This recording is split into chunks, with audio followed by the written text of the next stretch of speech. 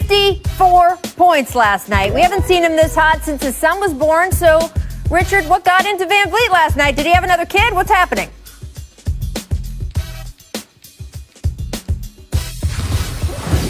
Richard is stunned into silence.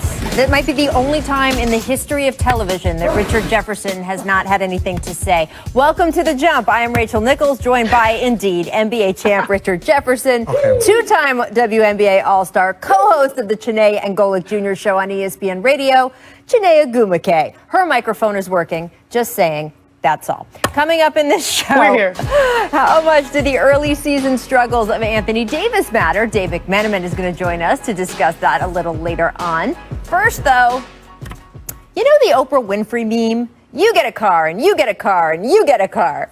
That's what a lot of Nets basketball has felt like since the James Harden trade, and not just for KD, Kyrie, and James, who have proved positively lethal together offensively, but really for anyone on court with them. Bradley Beal, Colin Sexton, Bam Adebayo. You get a basket, you get a basket, you get a basket. All of which only ramped up the anticipation going into last night's game between Brooklyn and the Clippers. Kawhi Leonard and Paul George have both been on a tear this season and certainly capable of matching the Nets' firepower, while also remaining two of the best lockdown defenders in the league. Is this where the Nets' bounty would finally run out? Would Oprah abandon them? The short answer? Nope. Kyrie scored 39 as Brooklyn beat LA, with the Nets showing off some improving late-game execution and a little trickeration to boot. First Kyrie, then Harden, then KD, and all three of these shots hit over Nick Batum, who, had a rough fourth quarter. Now, Marcus Morris would help the Clips answer with a three-point play. And then we got PG. Take a look at this knockdown dazzler. But it wasn't enough. With just 7 on the clock, Kawhi shooting his free throws, you can see Coach Steve Nash telling Jeff Green, leak toward the basket. By the time LA realizes what's going on, Harden had thrown the West Unseld outlet, Green converts, and that's the ball game. Sorry, Reggie Jackson, you're not going to make it in time. And the Nets win. But again, that's the short answer. If you want to take a longer, more deep dive, go back to the second quarter when it was the Clippers who were up 11 and the Nets who called timeout. During the break, you could see several of the players having intense conversations. Discussions that KD would later reveal had to do with team defense and how some of the Nets were overhelping, leaving the three-point line vulnerable. Brooklyn came out of that timeout and promptly went on a 12-2 run, proving that when this team wants to drill down and focus defensively, they're capable of it. Or how about the 3-minute stretch of the fourth quarter? The Nets held the Clippers scoreless. You can watch Harden on Lou Will. You can watch Harden on Kawhi. You can watch Brooklyn as a whole forcing the best three-point shooting team in the league into taking tough shots that just did not fall. And this was serious progress for the Nets. And you could tell after the game that they knew it. It wasn't nothing easy, I'll tell you that. I think they earned every point late in the game, and that's what we want at the end of the day. It's going to be on the defensive end. Offensively, we're one of the best teams that, in this league. If this can be manned up and get stops individually. And then, as, our principals can have each other's back on a consistent basis. We'll keep cleaning up. We'll keep getting better. But when they put forth the effort like they did tonight, it will be tough to beat. In fact, Kyrie Irving was feeling good enough about what this game indicated long-term for the Nets that he said this. We know that they're in contention for meeting us down the line. So we wanted to come out and make an impression. I felt like we did that.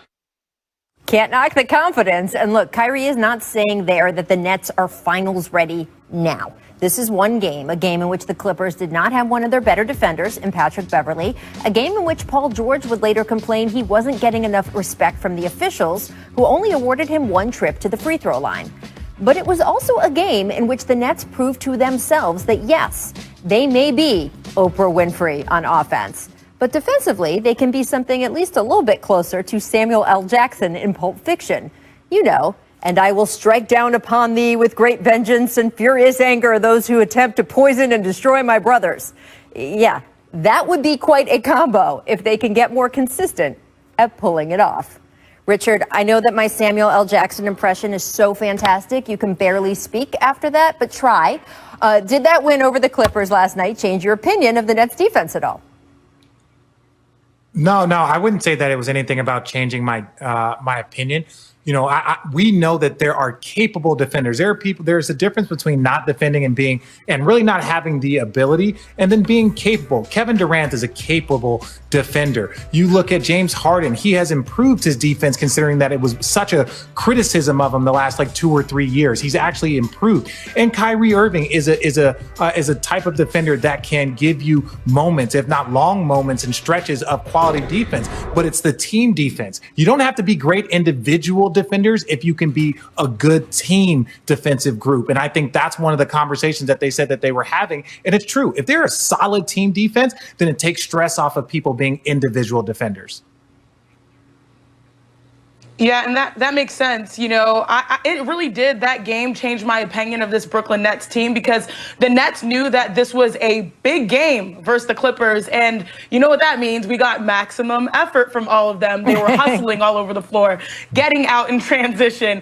Obviously, their defense still needs work. But what I actually have really noticed over the last few games was that they're really starting to establish roles. We all know that Kevin Durant, is going to go out there and get his 15 to 20 shots and be a bucket. Kyrie is going to go and take over when rolling late in games. And now we're hearing a lot, and I don't know if you guys caught this, a lot about James Harden, the playmaker. Oh, he's a playmaker. Something he seems really comfortable being now with Brooklyn. Not in Houston, but it's all good. I digress. Which a lot of people at first were nervous about. Will he be okay with being that guy for this team to win? Now, James Harden, he messed around and got a triple-double. He's leading the league in assists. I think 11. The next close guy is Russell Westbrook with 9. As long as those three play hard on both ends, I think that they're going to be just fine because they have enough veteran savvy defensively to be able to cover those blind spots. I like that. You can take the girl out of Houston, but you can't take the Houston out of the girl, our Texas native, Chanae. And look, I do think the fact that Harden has adjusted the way he said he would, but people were asking questions, did he really mean it? I think that has been so huge for them. I agree. Now, as for the Clipper side of things, I did mention at the top there, All-Star Paul George attempting just 1 free throw last night, a season low for him. And after the game, he voiced his displeasure with that. Take a listen. I mean, I absolutely think it was disrespectful. I had 1 free throw attempt today. I'm gonna leave it at that. But the amount of plays I initiated or created contact, and to get sent to the line time, I mean, definitely plays I'm gonna have sent in. It's funny, Chanae, when we talk about stars getting calls, you have a court with 5 huge all-stars on it, but do you think PG has a legit grade there?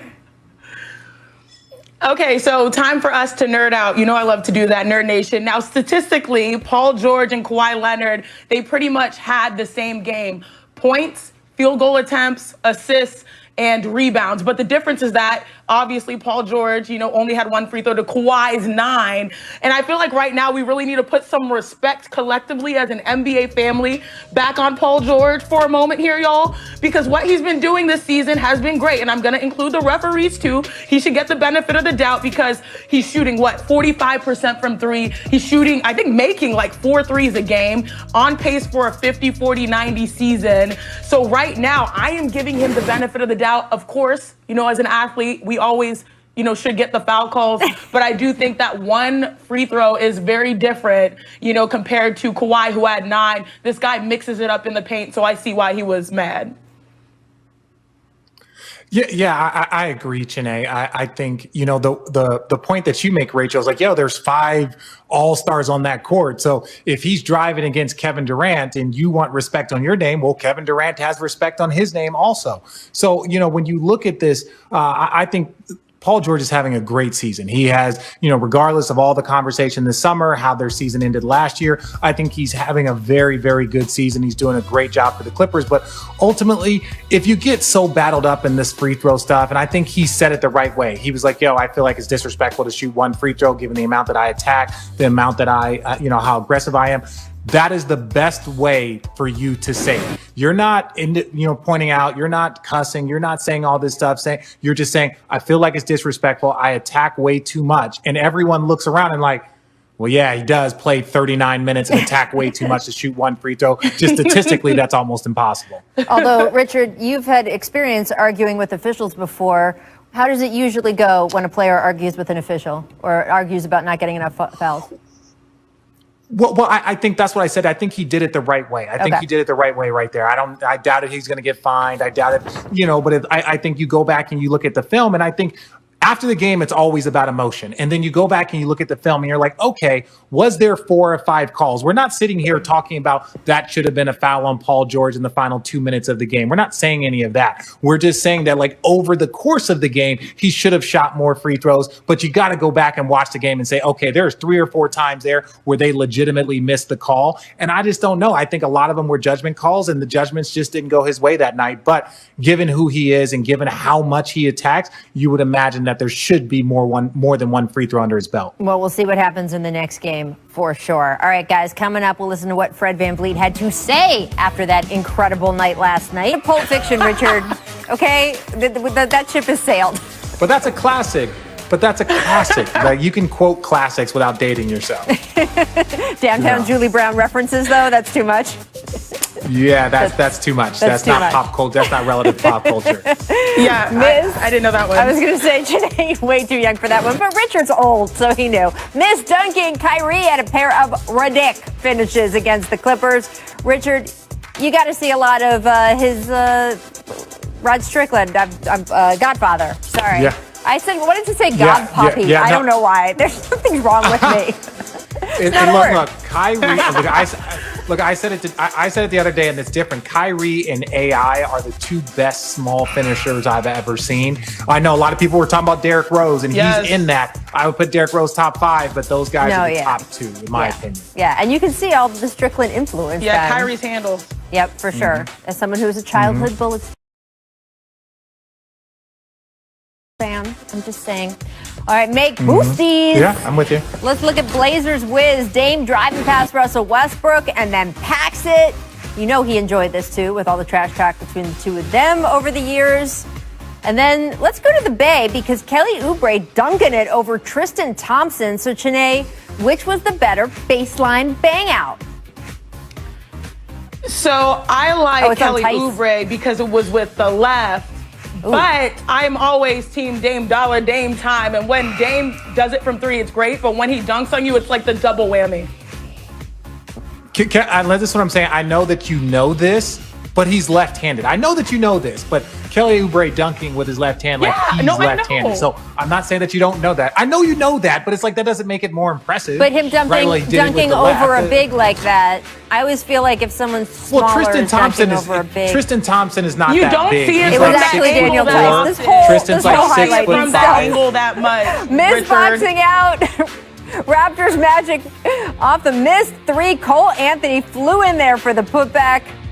Richard, why didn't anyone put a body on that man? Look at him.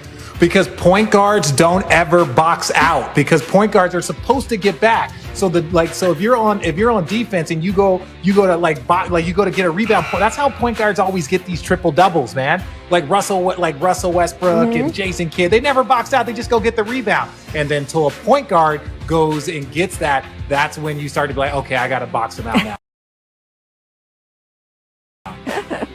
Are you complaining about playing with Jason Kidd? And it was amazing. Oh, cool. Nice. Yeah, in person it looks better. And now we're in the portion of the show where Richard complains about having Jason Kidd as a teammate. Make disrespect, Baylor, Texas. No? Yes? Greg Brown collecting the pass, throws down the poster, gets teed up. Richard, though, you've got to think the tech was worth it, though, right?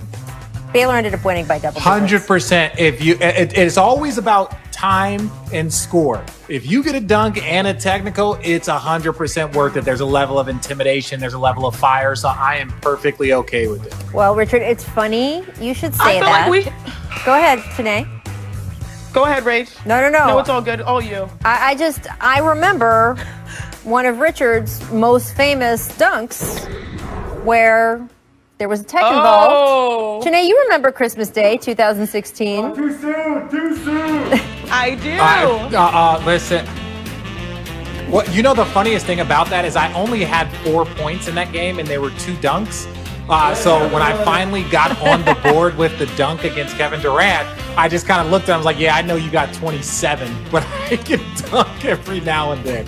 Still so much respect for the big fella, though. You get to add inflation to dunks, Richard.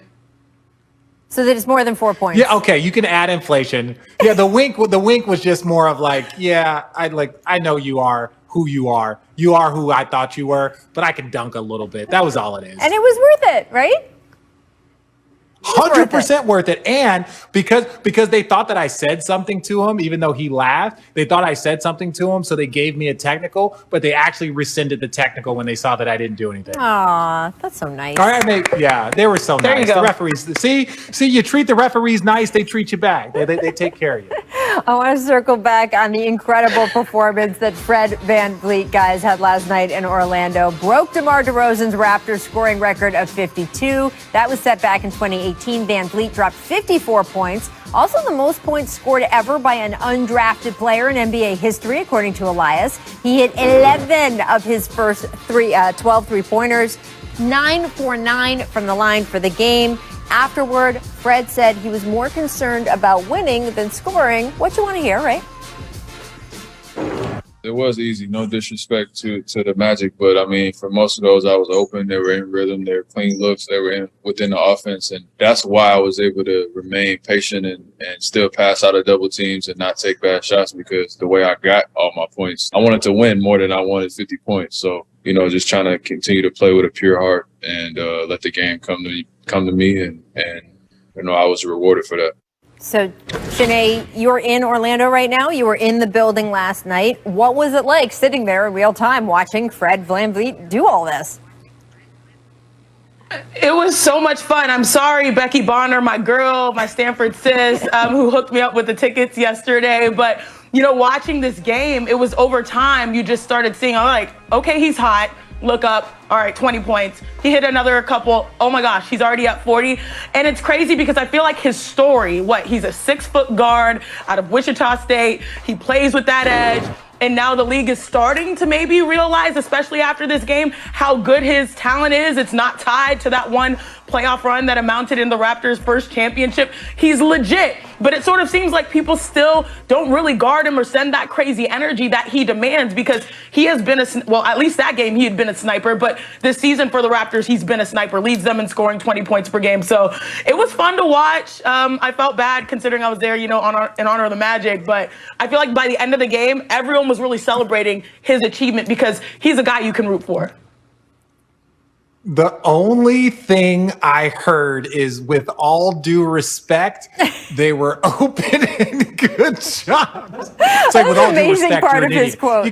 You can't just say with all due respect and say whatever you want after that. You can't do that. That's pure Ricky Bobby. We got to understand, when you say, well, with all due respect to the Magic, I was dead open on every single shot, and they were in rhythm, and they were pretty easy. Sheesh, I wish I could play against, with all due respect, I wish I could play against the Magic every night. You can't say that. But after you get past that, look, he wasn't lying, and look, his story is more of a story that you should hear than the number one picks that go on to be great, because that's expected, right? Comes from a small school, has won a G League championship, went through the G League, spent time developing these games. All these first-round picks that rather sit on the bench than go to the G League and work on their game. Look at the individuals that have worked on their game and have improved with reps. Your process will go a lot quicker if you just focus on playing and getting better. I am a huge fan of Fred. Well, Fred's tagline is bet on yourself, right? He has that on his clothing line and everything else.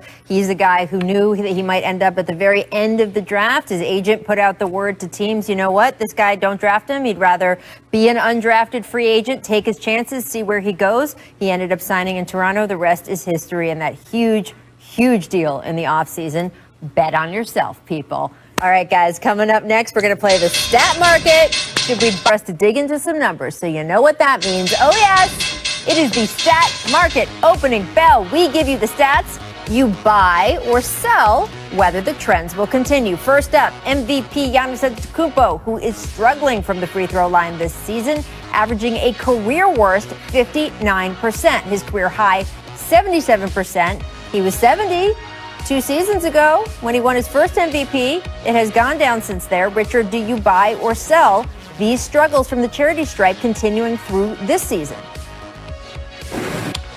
I'm going to buy it. Ultimately, I think he will improve. I don't know if he's going. I don't think he's going to go down, but I think he's still going to end up with a career worst. Mainly because I think the pressure is starting to mount. And look, there's no fans in stadiums. You're not traveling as much. You're a little bit less fatigued. So it's like all of these things should mean your body's fresher. You're more familiar because you're playing like 2 games in one arena, right? Against the same team. So I just think he's going to continue to struggle. But ultimately, that's why there are question marks about whether the Bucks can finish. Look, he had a game where he was 1 for 10 or 1 for 9. Like that's absurd. Like that for a guy of that caliber that works as hard as he is, that's more mental than it is physical.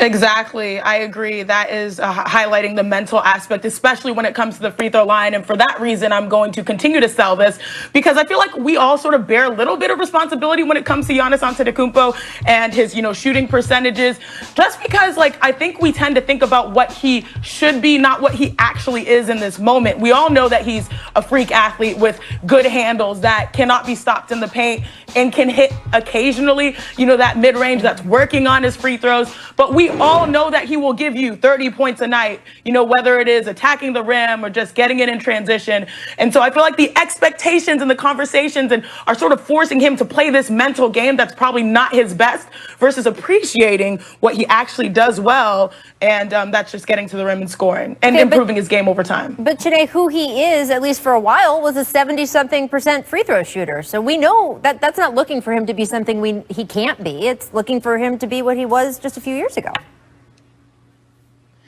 Okay, your girl, when I started at Stanford, I think I was like a 60% free throw shooter. So I've been through the works. Your girl is now at 80% and working her way up. So some seasons it's hard. Some seasons it's easier. But this is one of those things where I think this season it just maybe has gotten into his head. And we feel like he'll get back to at least better than average. And that's not what we're seeing right now.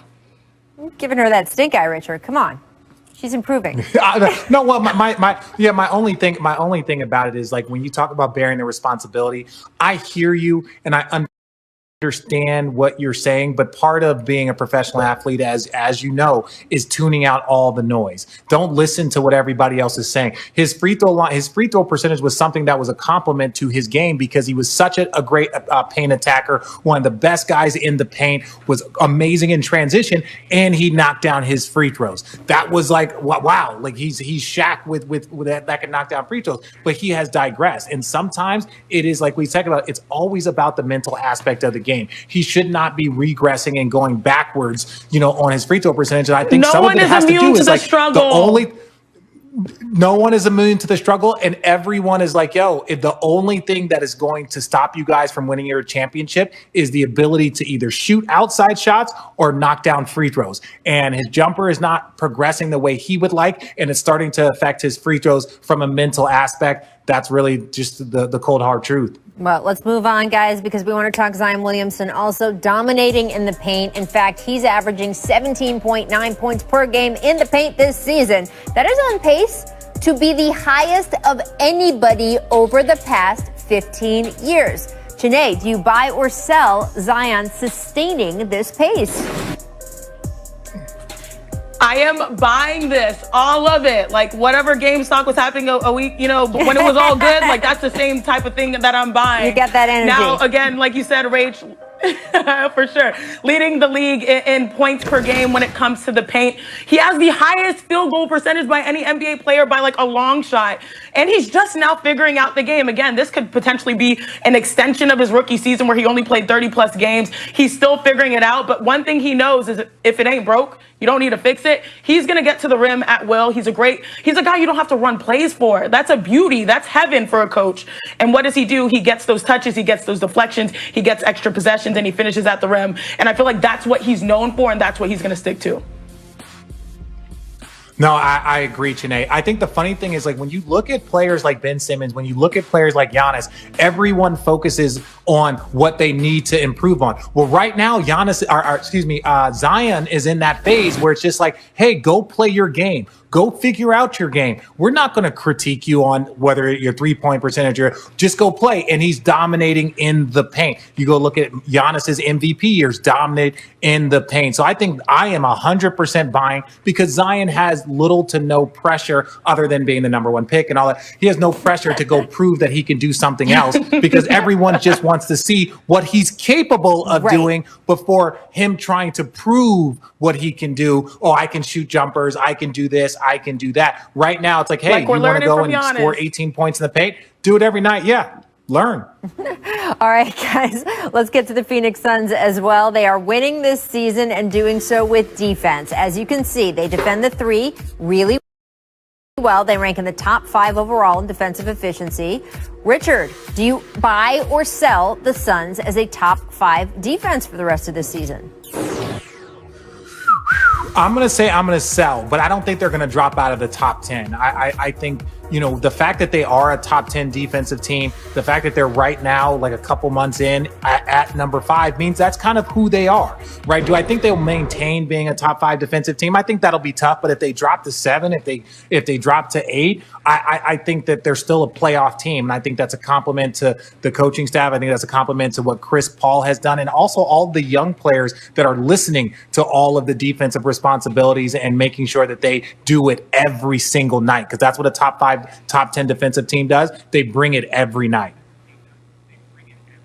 And Rach, I'm a high risk, high reward investor. Ooh. And so therefore I'm going to buy into this because I feel like based on the talent level right now in the NBA, which is so deep, we've got Brooklyn, we've got LA's plural, we've got Philly, we've got Milwaukee to compete, which Chris Paul wants to do. That's why he made this move there, to compete with that type of top tier talent. I feel like the Phoenix Suns, they will need their defense as their edge. Chris Paul, 7-time all defensive team type of player. You now have that rim protector in Ayton, and you have a lot of switchable wings.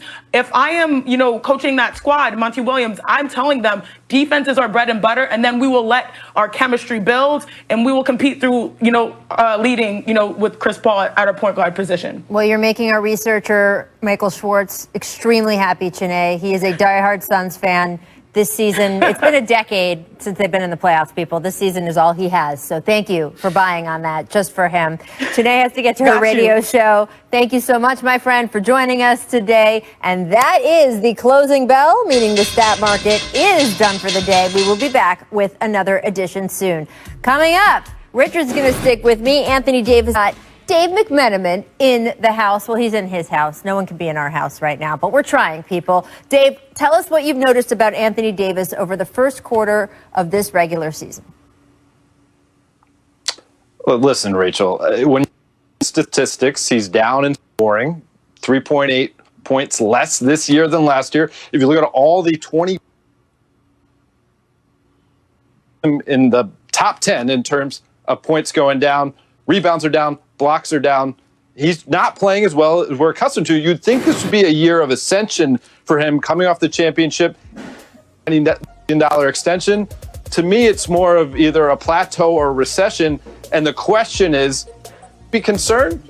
Or is this a guy who recognizes that it's all about postseason performance, so he doesn't have to worry about? Richard, are you concerned about AD's slower start? No, I'm not, because when you go through that long run and you run a championship, I'm not saying that players coast the next year, but oftentimes you will see guys kind of build up, right? Just before LeBron had that monstrous game about a week or two ago, he was averaging like 22 points a game, just under 23 a game. And I texted him, I was like, dude, what's going on? You're not going to average 25 this year? And then slowly but surely he's been picking it up over the last couple of weeks. And so I think a lot of times when you had such a short off season, guys aren't looking to start off the first 30, 40 games just banging their body, being super aggressive. They want to build into it. I always notice, even playing with Bron, he posts up more as the season progresses and as he gets into the postseason. Doesn't post up nearly as much in the first third of the season to kind of conserve some of the wear and tear on his body. So I'm not concerned. I always look at their record, how their offense is, and how their defense is. And the Lakers' offense, team defense, all of that stuff is moving in the right direction. So I'm less concerned with AD's individual stats. Well, there's been some question about how much he's deferring a little bit to try to involve some of his new teammates, right? I mean, his shot attempts even are down. But the new lineups, they're interesting. The Lakers played something in crunch time against the Hawks that was pretty cool. LeBron, Trez, Caruso, Kuz, and Talen Horton Tucker. Dave, what do you think of that lineup and what we will see of it going forward? Yeah, Rachel, first of all, we got to again, let Dave speak, Richard. Come on. Oh, my bad. I'm sorry. I thought you were still. Dave's back. My bad. Were you not paying attention? Were you just going and liking those Instagram photos of our girl? I have not paid attention at all. It's been years. Lineups only played 32 minutes together. Defensive lineup in the NBA this season in terms of point differential. And we got to come up with a nickname, maybe the D5, because that group together are so potent defensively. They're able to defensive deflections their end because LeBron is a guy who's a freight train when he's in transition. And so that's a group that Frank Vogel has unearthed. Wes Matthews and Markieff Morris. A really tough decision for a coach to take two guys who had other offers on the free agency market this past summer, who came to LA to try to be part of a repeat championship group, and recognize that sometimes by not playing those guys. Richard, now, Dave's frozen into silence. So go ahead, my friend, please. Oh, I can talk now. I'm allowed to talk. Okay, my bad. If it were up to me, you'd be talking this entire hour. But No. I'm just giving Dave. I'm giving Dave a little bit of mess. No, ultimately, I think we talk about this so much with all the teams in the league. The first third of the season, it's all about figuring out who your new players are, how that you can, get them in the system, how they're acclimating to the system. I love it when you see coaches find these random defensive lineups that can work. I think that gives, the coach another opportunity to be like, hey, if we're playing against a really small team, or if we're down 15 to start the second half, like, what can I do to pick up our defense? Certain things. And because when you look around this league, there are some very potent offensive teams that you could potentially go against. And so you want to be able to have very, very good defensive lineups. And shout out to Frank Vogel and his staff for finding a very, very good one. Well, this was one of the reasons we love the offseason that the Lakers had so much. They gave them more selves, more dexterity, right?